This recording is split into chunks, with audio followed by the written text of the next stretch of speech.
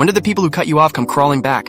After my dad passed, my older brother took it the hardest, or so he claimed. Said he couldn't even look at dad's tools without breaking down, which was funny, since I'm the one who actually used to build stuff with him in the garage growing up. He was always out with his friends while I was getting barked at for holding the flashlight wrong. Anyway, dad didn't have a lot, but he did leave behind his old shop, rundown place near the edge of town, barely standing, full of sawdust and half-finished projects. I used to think it was magic. I spent half my childhood in there. It smelled like grease and cedar and memories I still can't sort out. When the will was read, and it said I got the shop, my brother stormed out before the lawyer finished his sentence. My aunt whispered something about favoritism, as if dad hadn't spent years trying to get him to visit once in a while. And my cousin Tanya, she said, "That dump? Good luck." Like it was trash. Like it didn't matter. The first week I had the keys, I just sat in there every night after work. Lights barely worked, roof leaked, termites in the beams, but I don't know. It felt like he was still there. I decided I'd fix it up, make it into something he would have been proud of. Didn't know how, didn't have the money, just knew I had to. Everyone thought I was nuts. My mom straight up begged me to sell it and split the money with the rest of the family to avoid drama. My uncle started calling it Noah's Ark, because I kept talking about saving it like it was sinking. I stopped getting invited to family dinners, started hearing things. Tanya told people I was spiraling. My brother blocked me after I asked him for help moving lumber one weekend. I took side gigs, spent weekends sanding, hammering, rewiring, learned shit on the fly, slept in my truck a couple times just to finish up jobs before Monday.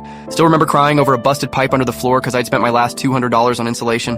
2 years later, it was done. Cleanest little workshop you've ever seen. Polished floors, new windows. I even recreated Dad's old workbench exactly how he had it, down to the cracked mug full of screws. The very next week, I get a call from a woman who says she runs a nonprofit that trains vets in woodworking. She saw my Instagram, said she wanted to use my space for classes, maybe even partner on grants. I say yes without thinking. 6 months later, we get profiled on local news, then regional, then some big TikTok guy features us and it blows up. Out of nowhere, my brother texts, "Proud of you, Dad would be too." Sends a photo of us from when we were kids. I don't respond. Next day, Tanya DMs me, "Hey cousin, would love to collaborate on some art furniture sometime." A week later, there's a knock at the shop door. My whole damn family's standing there. Even my mom holding a homemade pie like this is some Lifetime movie. My brother's got his hands in his pockets, eyes all misty. Tanya's dressed like she's about to be in a photo shoot. Mom says, "We've been talking, and we really think what you're doing here, it's bigger than just you. Dad would have wanted this place to be a family legacy." My brother nods. "Maybe we could, I don't know, run it together. Like you handle the classes, and I help manage stuff behind the scenes." I look at all of them. Faces that didn't call, didn't ask if I had heat that first winter, didn't show up when I opened the doors. I wipe my hands on my jeans, walk over to the bench, pull out Dad's old mug, still full of screws, and I go,